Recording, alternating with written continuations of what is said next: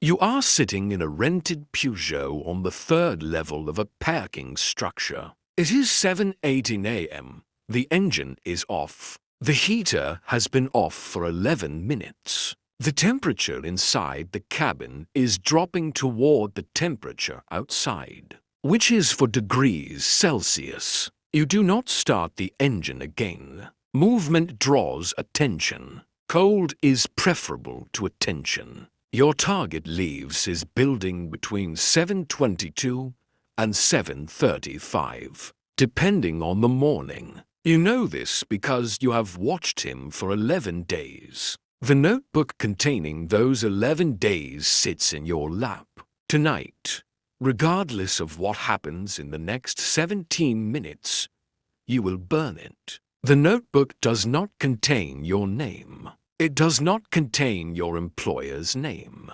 It contains a series of abbreviations that mean nothing to anyone who was not you. 11 days ago, learning to mean them. Your heart rate is 58 beats per minute. You measured it 3 minutes ago using 2 fingers against your wrist and a count of 30 seconds multiplied. You practiced for this. You practiced the cold. You practiced the waiting. You practiced the specific kind of stillness required to sit in a car for 90 minutes without moving your head more than 8 degrees in any direction. What they did not explain in any of the training environments is that practice and the real thing are separated not by technique but by something that has no name in any manual you were ever handed. The gap is not skill.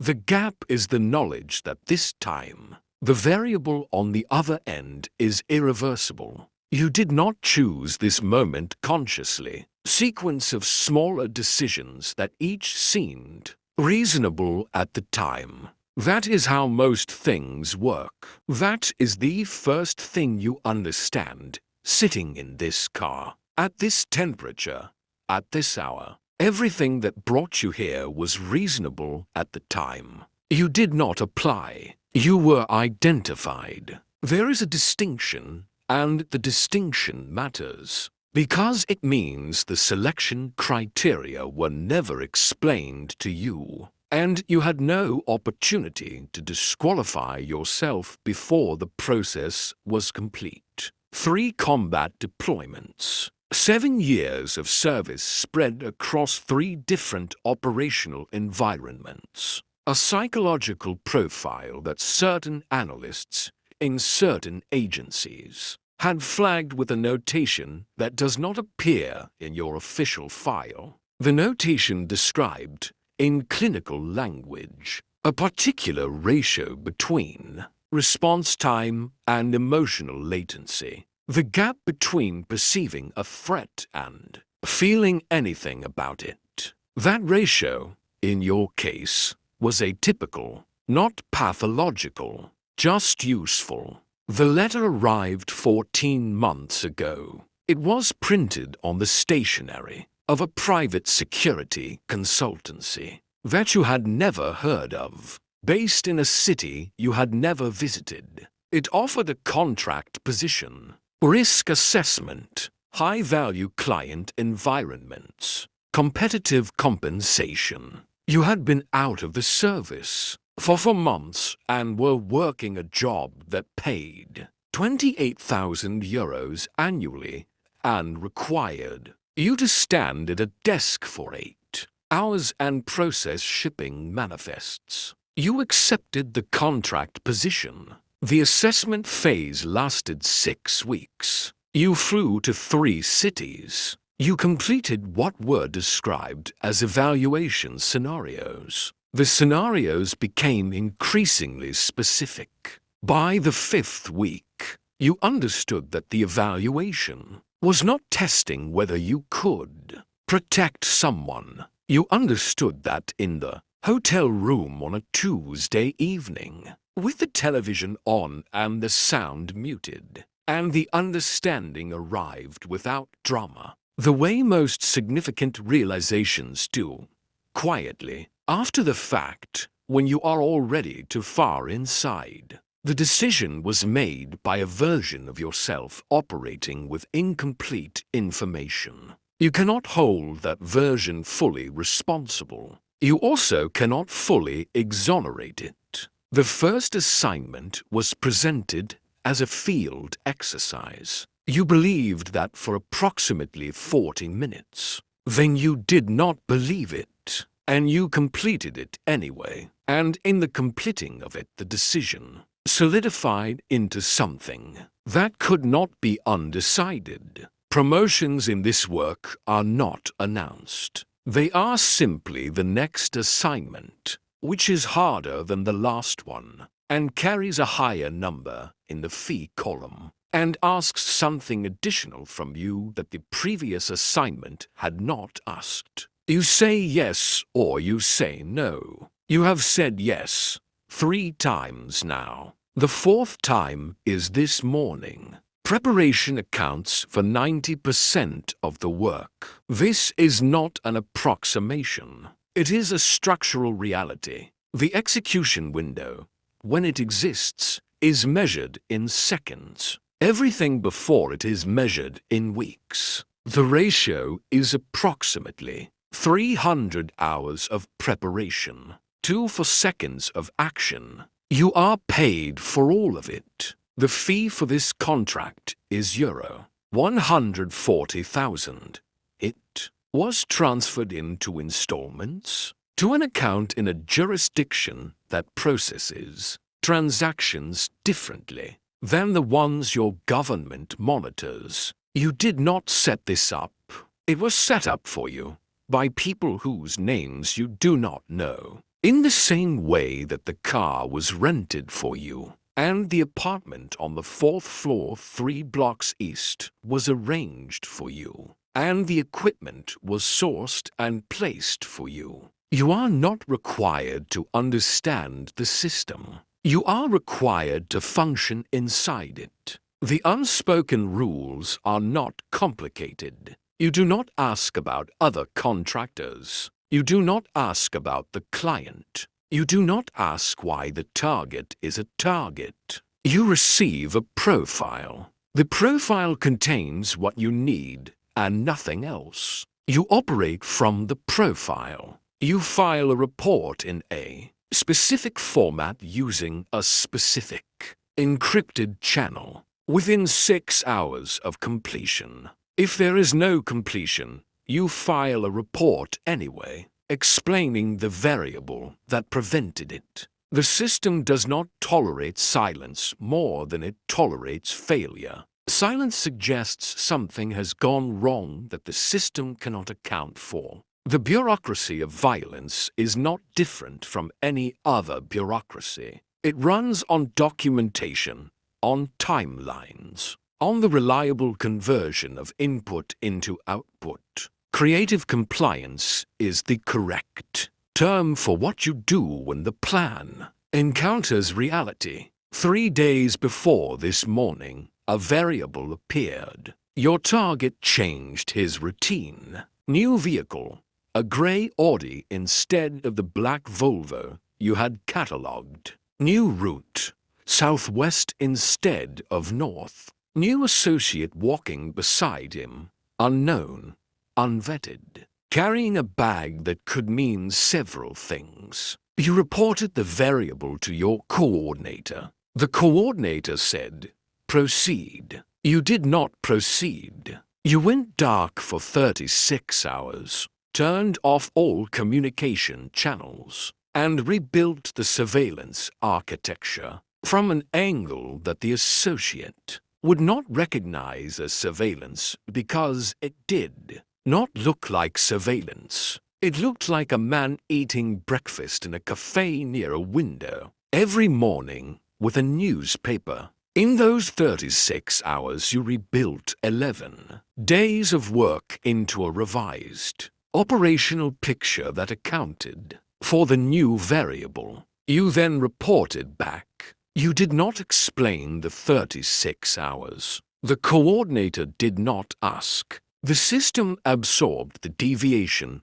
because the deviation produced a usable result. That is creative compliance. That is how you stay operational. Inside a structure that expects both obedience and independent judgment and provides no formal instruction on how to balance them, you accepted that your decision to go dark would be evaluated. You accepted that the evaluation might produce consequences. You accepted this calmly, in the same way you accept the temperature inside the car, because the alternative, not accepting it, produces a form of internal noise that interferes with function. Calm is not a feeling. It is a discipline. You have been practicing it for 7 years. You are still practicing it now, at 7:21 a.m. With 1 minute remaining in the outer window, there is a woman you were with for 3 years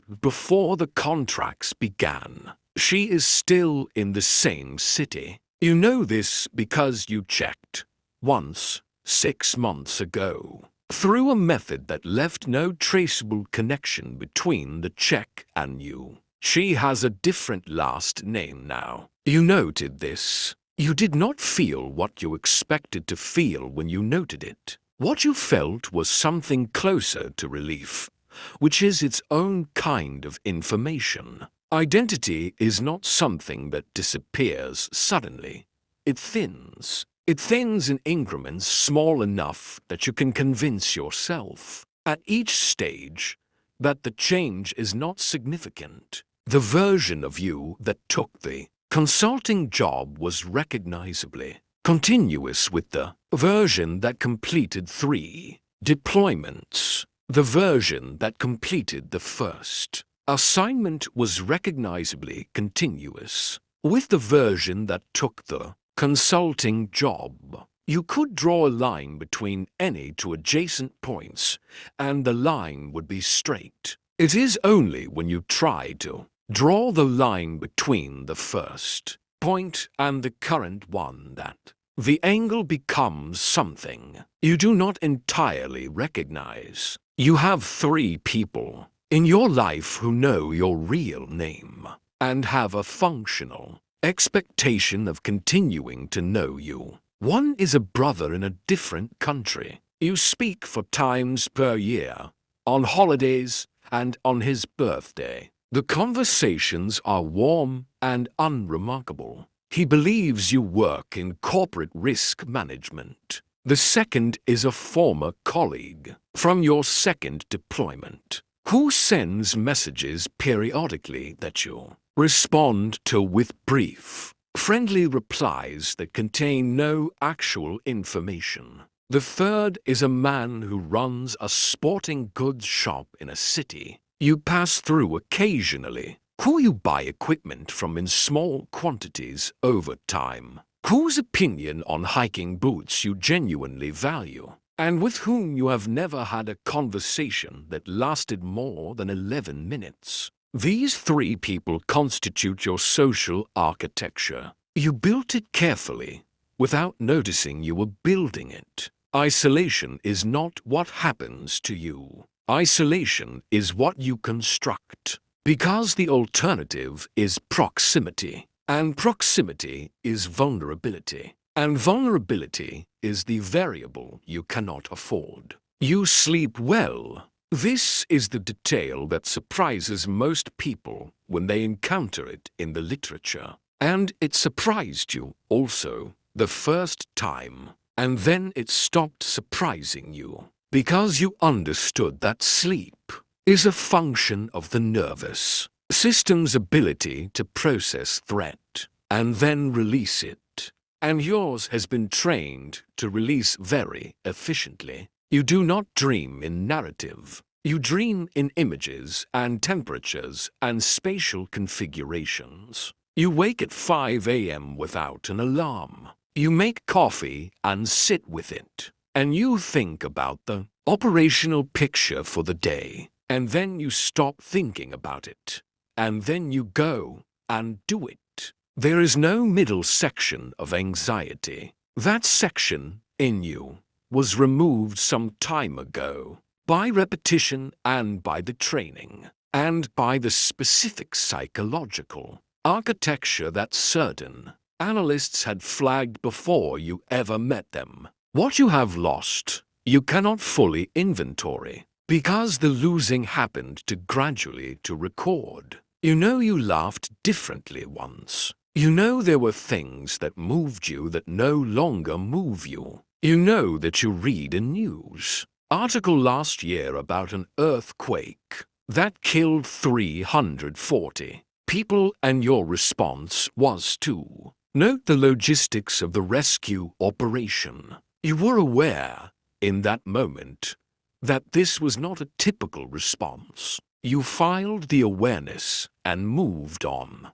Filing and moving on is the primary cognitive operation of your current self. It is efficient. It is also a kind of damage that has no medical name. At 7:24 a.m., the building's east exit opens. Your target comes through it alone. He is wearing a dark coat and carrying a bag that you recognize from the surveillance. The tan leather briefcase, right hand, which means the shoulder injury from 2019 has not worsened, which means his movement will be standard. He turns left, which is new. Left takes him toward the underpass rather than the main street. Left takes him through a corridor of parked vehicles and a concrete pillar system that provides cover and limits witness sightlines to narrow angles.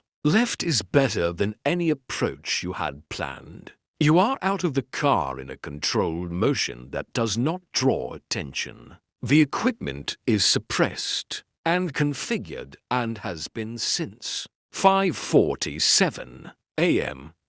You have rehearsed this sequence in 3 different environments with 3 different variable sets. Your body begins executing the sequence before you consciously authorize it. This is training. This is what 400 hours of rehearsal produces. The body stops waiting for the mind to confirm. The body simply proceeds. The window is 2 seconds. You identified it in the time it takes to exhale once. Distance, 18 meters. Angle, favorable. Egress, a stairwell. To your right that exits onto a street with no cameras in the 40 meters nearest the exit. Witnesses, 2 at the far end of the level. Backs partially turned, attention toward the elevator. Variables within acceptable range.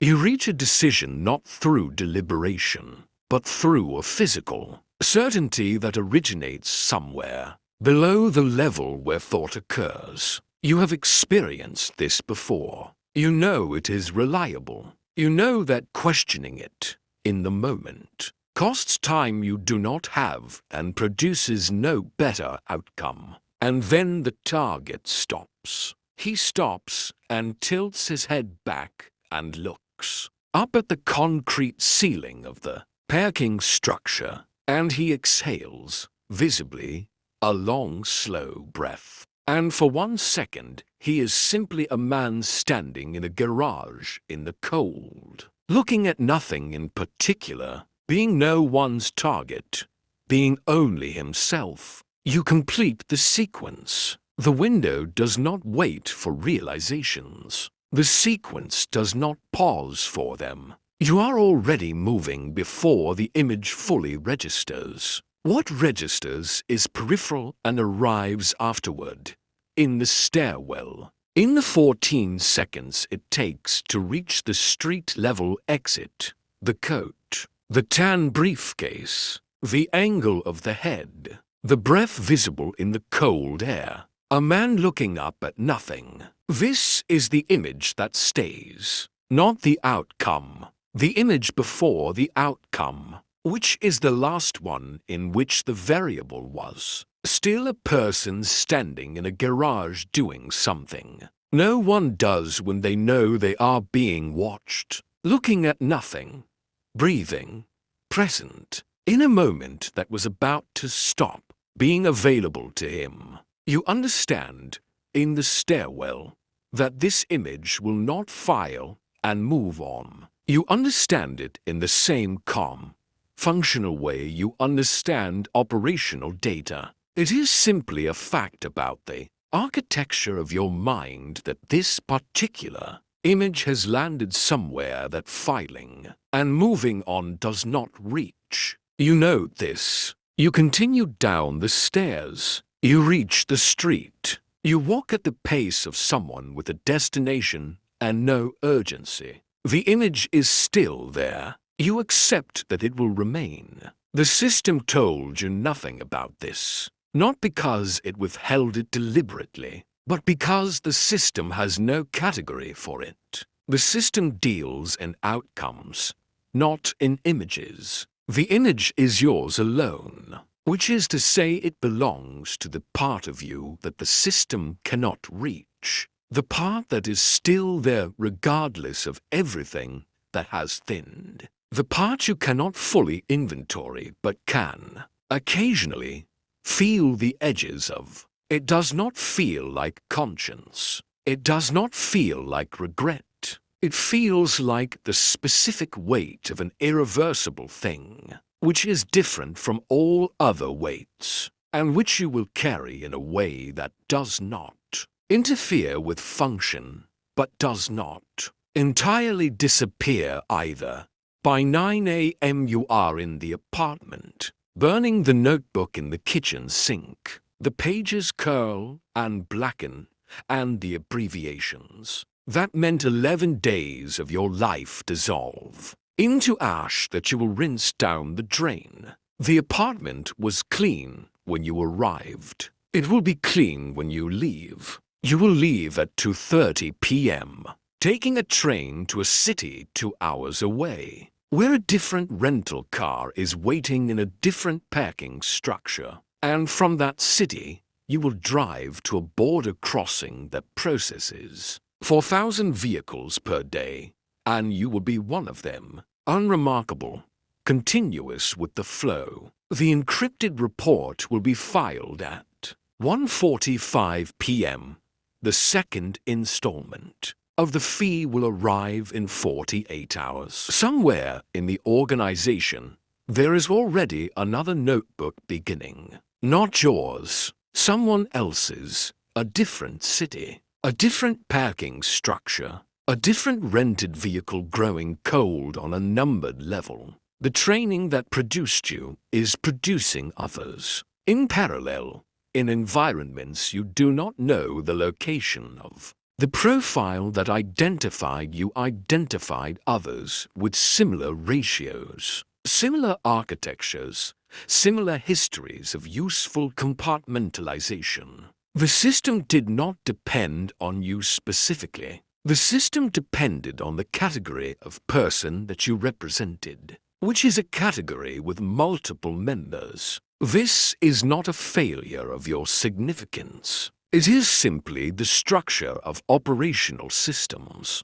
They are designed for continuity independent of any specific component. You understood this intellectually before you understood it as something that applied to you. Now you understand it the second way. You understand it while watching the last of the notebook pages turn to ash. While outside the window the city continues its morning without adjustment, without awareness, without any signal that anything has changed in its composition. The city does not know. The city will not know. The city was not designed to know. It was designed to continue, which it does, perfectly, with the mechanical indifference of all large systems toward their components. At some point, not today, not soon, but at some determined point, you will stop.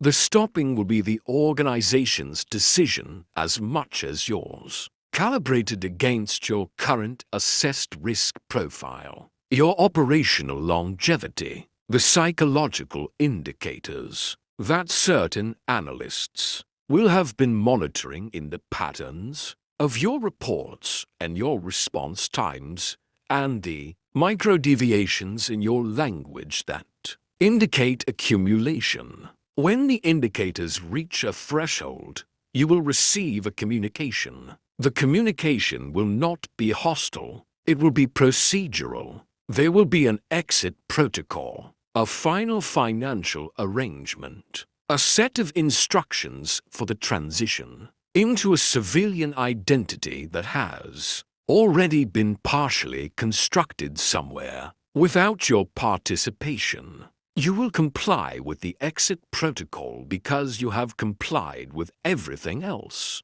and because by that point you will understand that non-compliance is a category the system has also prepared for. You will move to a city in a country with a moderate climate and a low rate of violent crime. You will have enough money. You will be 51 years old, or perhaps 53. You will have the tan briefcase image and whatever other images have joined it by then. The collection you cannot file and move on from. The inventory you carry but cannot fully read. You will drink coffee in the mornings and watch the street from windows, and your heart rate will be 55 at rest, and you will sleep well and wake without an alarm, and you will be, in all observable ways, unremarkable, and on some morning in a parking structure in a city you do not know,